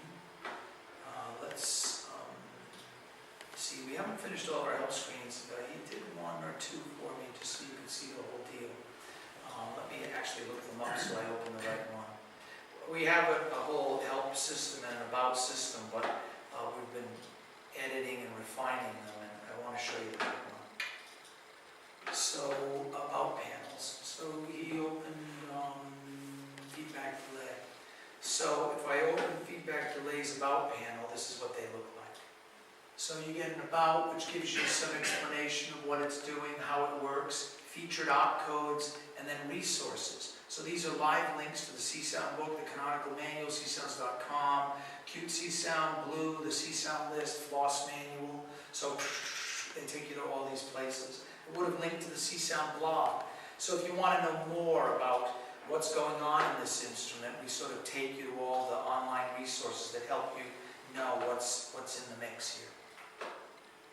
So to just show you a little bit of what's possible, let's do a remix of maybe a Stephen Yee piece since Stephen is here. So let's start a new project, and we'll try to add, we'll add a little trap and convert in there, and we'll mix in some other things, maybe a touch of Xanadu at some point. We'll go here to our CSound players, CSD players, and we'll pick, we'll start with a stereo player,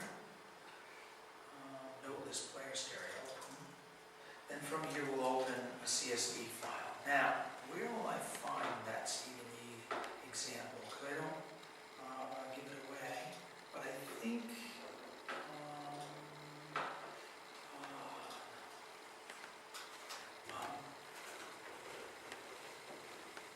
his cyclic bells right here. We want to open that.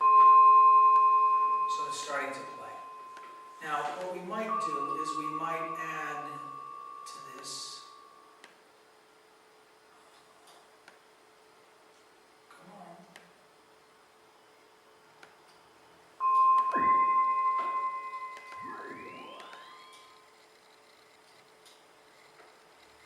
Where's the memo?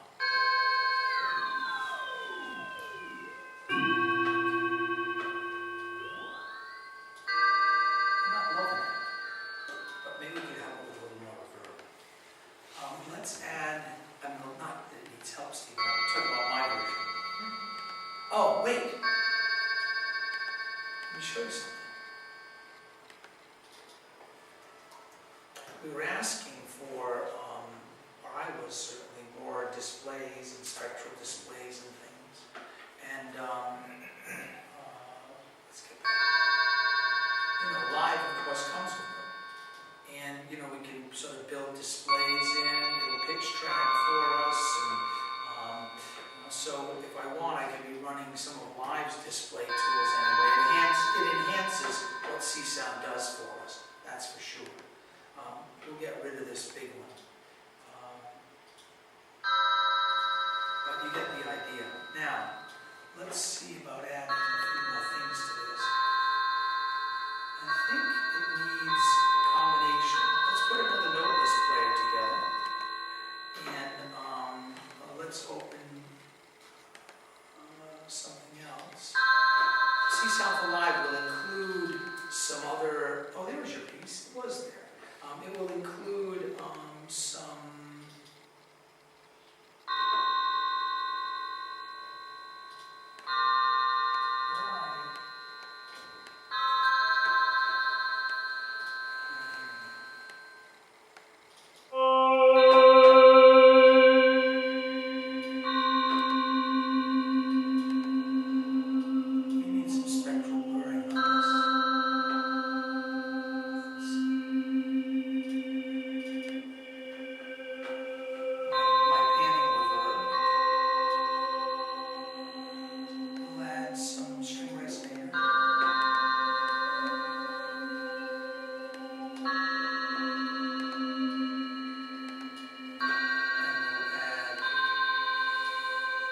spectral blurring.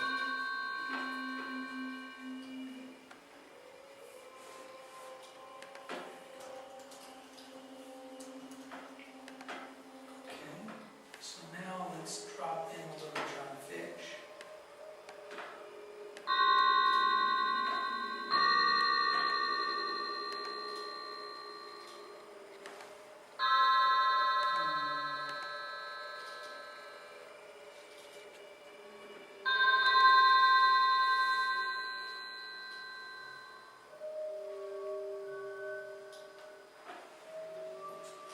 You don't maybe need the reverb on him, and maybe we'll add a filter instead.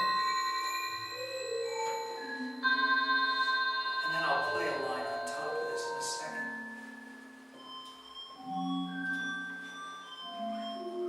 You're getting the idea though, right? That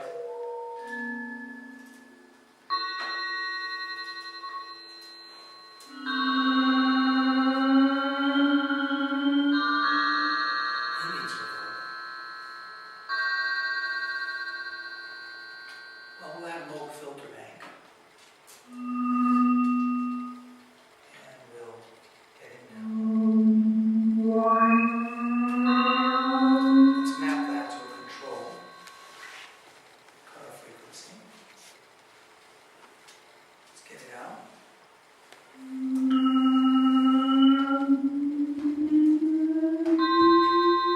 Okay, he's a little noisy, but now we'll add reverb to him. We'll add spectric, which is a spectral pitch shifter, and then we'll add some multi-flanger, why not? And then we'll add some reverb if I can get there.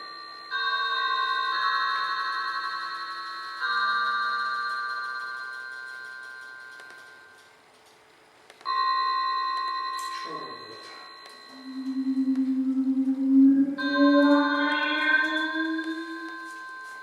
And we need to turn down Stephen just a little and send everybody to a reverb and a delay. So I'm going to send all these guys to a master effect. So I'll go to my return A, and I'll drop in here free verb, and I'll drop in return B.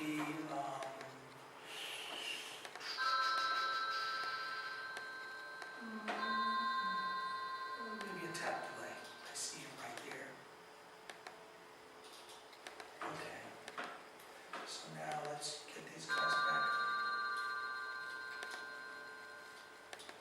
We have to start fidgeting him. But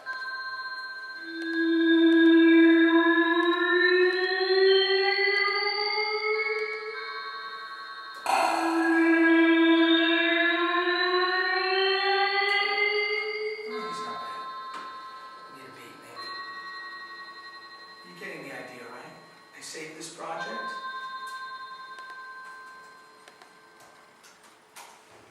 Done. I quit live. I go back to the project I made at the end of the last class. You can tell me where we made a better piece. But the bottom line is, this is a productive, maybe, way of working with all the bits and pieces of csound. And the live saves all of this for us. So this was the remix from the last class, I think. Oh, it looks like it may not have saved the CSDs. It should have, but looks like it didn't. That's sad. Let's quit this for a second, and let's just see if yours opens up again. It should have saved the exact file I had chosen for the CSDs. Maybe it didn't. Oh, we'll bring it up. Excuse me, can I just interrupt? Sure. We have a problem because there's the restaurants around the Hochschule, they are all closed today because it's Sunday before a public holiday. We didn't really anticipate this, we're really sorry about this.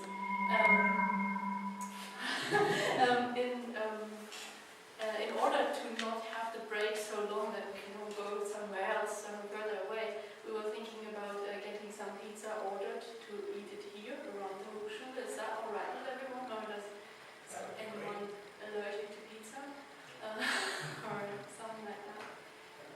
So we're all going to chip in, I hope, huh? Yes, of course, if you like, that would be, that would be very nice. Is there any special wishes? Like, is anyone vegetarian?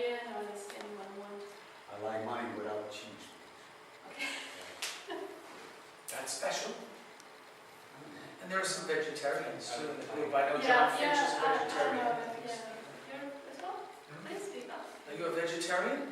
Not lately. Oh, okay. But you were at one point. Oh, yes. Thank you. I thought I remembered. Very good. Okay. Nothing else special, just anything and everything. We just get variety. Yeah. Yeah. And we'll just divide the bill by whatever, right? Sounds great. That sounds good to me. So we're almost done. We are done. We started a couple minutes late. You know, here's one of our little demos again that Matthew put together for us. But I'll be happy to answer questions. We can do anything in here. We can still do our music. We can still explore our music. We can enhance what we do musically by adding effects and by adding processing. I can master my pieces in live. I can take any of my instruments. I'm hoping you'll all want to develop 6-packs and make some sounds that we can include and sell. And so it's a really big collection, big possibility. So at csoundforlive.com is where you'll find out about the company and the product. And like I said, we'll be introducing it in about 14 or 13 days at the Max Expo in New York City and giving away copies then. What comes with CsoundForLive for free when you download is the CSV players, the MIDI file players, the Masters 6-pack, and the boulanger 6-pack. And all that is free. And then the deal for the others is each instrument costs $1. So it's a 6-pack for $6. And there's a spectral 6-pack, there's a classic synth 6-pack. When you buy 2 6-packs, you get the bonus pack for free. When you buy 3 6-packs, you get the second bonus pack for free. And you get pretty much all 100 of them for about $30. $26 or something ridiculous like that. And then we're just hoping to add more 6-packs. My students are building a bunch of them. I'm hoping that you guys will. My colleagues will just sort of say, hey, here are 6 cool instruments of mine. And they all do cool phase distortion synthesis, and we'll have the phase distortion 6-pack. As I was saying to you guys, I know that Oyvind has particle audio, and in fact, CsoundForLive has been almost ready, could have been released right around the time that Oyvind released his. In fact, the student that I've been collaborating on this with was dying to release it then. He had just graduated, it was May. And I basically said to him that we couldn't. I wanted Oyvind's company to come out and do all of its things. I hadn't made it known to Oyvind that I've been working on this project for about a year, but I wanted his product to come out and people to get all of that, and it's been great. He had shared his product with me, and I actually had used it in one of my pieces and loved it. And so I didn't want it to seem like we were competing or anything like that was happening, and I didn't want that scene to go down. The nice thing is, one of Oyvind's little bits of one of his instruments is sort of there in the beginning, and the plan is to put links to his website from this announcement, and hopefully when this gets released, it will also link and draw a lot of people to particle audio, which is a little bit of our hope and goal there too, so that there'll be sort of an interest in, wow, C-Sound works with live, and they'll go there. And if any of you have compared any of these instruments to what particle audio's Hadron does, you'll maybe have noticed, you probably haven't, but Hadron's really amazing instrument. It's very complex. It's a beautiful instrument with all kinds of, well, just a lot more stuff. It's a much more complicated instrument. All of ours, we have more of them, but they're really basic and really simple in what they are and what they do. That doesn't mean that'll always be the case. Some of the instruments that we have that are based on Ian's things are quite advanced, like the modal instrument. When people have put instruments into our collection, of the $6, they get whatever it is. So if we use 2 of Ian's instruments in our physical modeling 6-pack, then when we sell that, he gets $2. So everyone who's contributed an instrument to the collection gets money back from whatever the sales are too. I'm not in it for the money. Luckily, I don't have to be. Many of us have teaching positions, and so it's just a way of. I think this is going to help Coleman a lot. If there's any money, he'll get a little, which would be that's a way of maybe helping us a little, so that Ian will get a few bucks for his synth. He never made his synths because he thought he'd want to make money with them, but why not?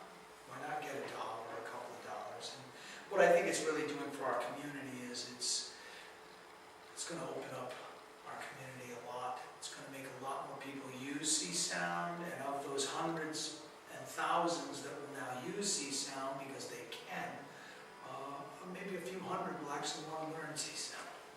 And so our next conference might have 200 people at it.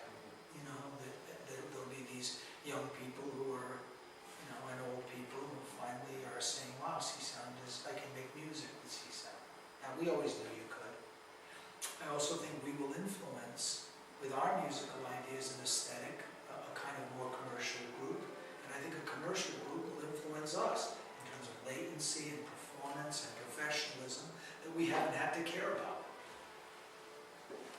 I know that Oyvind has to care about it, and I know that he even wanted to bring Hagman out earlier, and he was corresponding with me and saying, well, it's almost ready, but this isn't right, or whatever.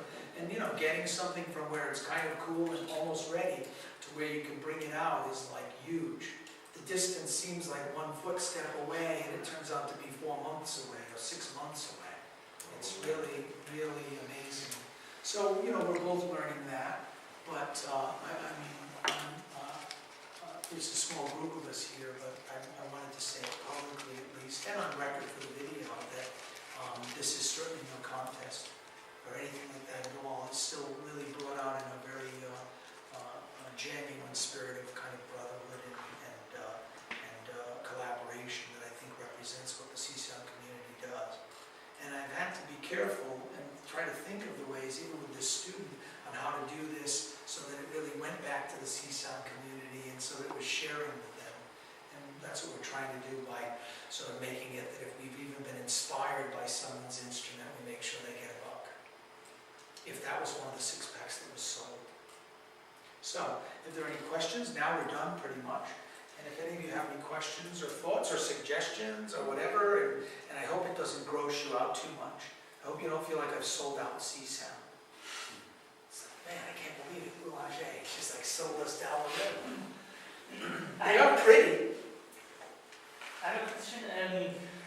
Could you tell something about the interface between live and csound? Was it very complicated? No, it's easy as anything. It's wonderful. Was there a few people from Ableton voice or it's wonderful. open interface? And Now let me show you. You saw that when I push this button, it brings up our csound instrument that's inside.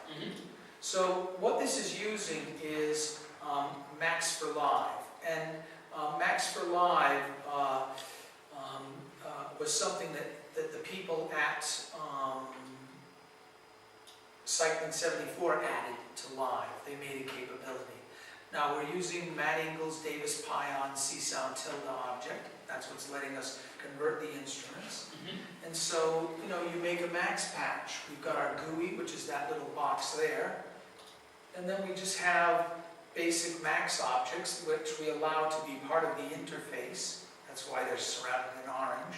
There's a drop box. We have our about box, that's all that about stuff that I showed you. And so anything in orange becomes part of the interface. And what's going on here is, there it is. There's the magic. csound tap delay.csd. So this is calling the tap delay orchestra, which is embedded in our instrument, and loading it into this patch. And essentially, to make it become part of Max for Live, well, we want to, there's some things that we've done here where we want things to sync to the beat, and so we're sort of using the transport controls of Max to make sure you can specify 8 notes or quarter notes or whatever and have it sync to the clock. But the bottom line is, you know, it's essentially that. Plug in tilde, csound tilde. That's it. So by adding a simple object or capability that's part of Max into the Max patch, then this is now supported or hosted by Live. So it's a very simple process. There are a few tricks that we've learned to optimize for speed, and there are some tricks that we've learned in the design of our instruments, which everyone can see, them wide open. So everyone, the minute we bring this out, will know everything they need to know to bring out their own CsoundForLive collection. So in the end, we're going to ask, why would I bother selling my instruments through CsoundForLive rather than just starting my own company or bringing out my own bundle? And that would probably happen too. And when somebody wants to program a synthesizer, do he need to program the interface, the GUI with Max? Yeah, we designed the GUI in Photoshop. Oh, okay. And so we'll provide, when people are building 6-packs for us, we'll just give them all the GUI elements so that they look like ours. The trick is we're wanting to make our developers like unique colors. So a developer will choose what color they want, and then all of their instruments will have our look and feel, but they might be sort of shades of blue or gray or green. Stephen would want the blue one. He would claim the blue color for the Stephen Yee collection.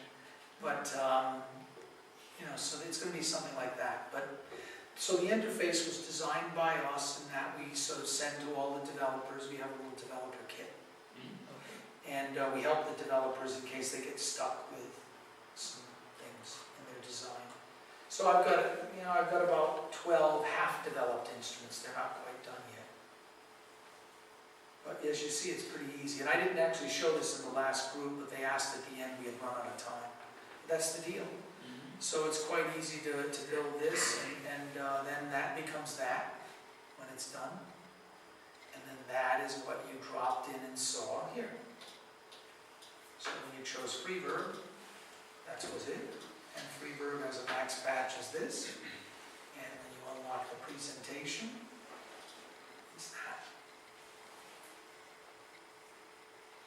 So David Ciccarelli, who's a great friend of mine, made this possible. David hired Matt Ingalls and taught him how to make csound at my request.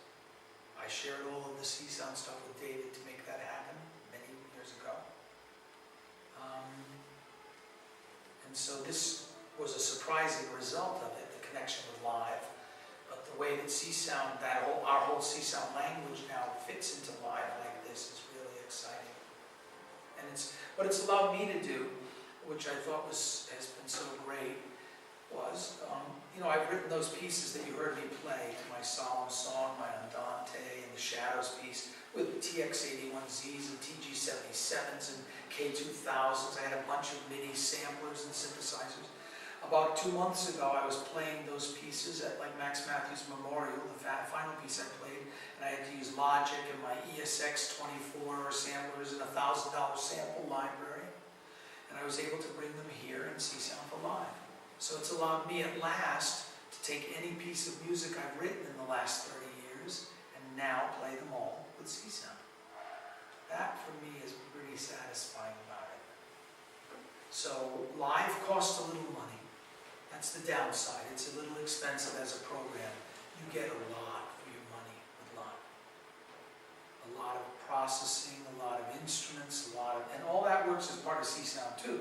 If you don't like our compressor, you add their compressor. If you don't like our EQ, you drop in their EQ. Max also costs a lot of money as a program. It's reasonably pricey. But I think both of those programs, quite honestly, are worth the money. I think they give you a lot of value for the money they cost. Now, if you're a Linux person, this will work on Windows and Mac. I'm hoping that this kind of capability will inspire Linux developers to make a set of all modules that work in csound and are wrapped and work in your favorite Linux production tools, which are similar to this. So I'm hoping it'll work in Ardor, or they'll drop into whatever. And we're also hoping to make a VST version of all of this, but I don't know if that's going to work out. We have started to experiment with that, and our plan is to release a complete VST version, hopefully within the next 4 months, but we don't know. Our thinking was that what we would do is we would roll back to Max 4.6 and try to build it there. At the time, Max 4.6 allowed you to save as VSTs.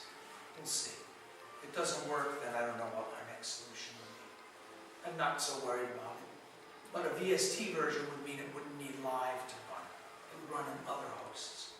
And so that would allow maybe people who don't want to spend the money on live to work with it. But I don't know if that's going to work yet. I know Oyvind is also planning a VST version. And that might be the way he was doing it too, I don't know. But that was our thinking, was to roll back to Max 4.6 where they supported it and try to build it there. They don't have all the same objects, but We're seeing it the same way as Rory does in Kalish, which is using juice. okay. So you could easily use the same GUI design, and just the Max programming would have to be redone for all the devices. But it's not a lot of Max programming in your. No, It's mainly the GUI. right. So I think it will be quite possible to do that. So you think juice is a better way? Well, maybe we'll go there. It's Or just use cabbage. Yeah. Yeah, sounds like rolling back to Max for something is not good. Maybe not. I mean, it was just a little of our thinking, Yeah. because, we just thought maybe. But in any case, I'm really glad to show this to you guys. And like I might have said to you, or I might have said at the end of the last session, I wasn't planning on showing it here, or today. I was actually planning just on talking to you about it and showing you, because I wanted you to know we were working, but I didn't want to tell you over the internet and a long email, and I just thought I would tell you in person. But then my student Jay Joaquin Cancel, he was going to talk about csound and processing, which by the way, I love his work with csound and processing. And so Joaquin invited me to do something, and so I said, oh, I can show this. It's beautiful. Beautiful. It's not bad, huh? It's a big collection. And It's going to be nice. It's fun. Like I said, it's different than I think what you guys are doing, but I think it will support what you're doing too in a nice way. yeah, absolutely. And yeah, I think it's just going to make people reach out and just notice that that's possible, and yeah, I think it's going to be great. So there you go. Thank you all very much for coming. If you have any other questions or you want to chat about any of this, I'm still around, and that would be fun. Thanks a lot.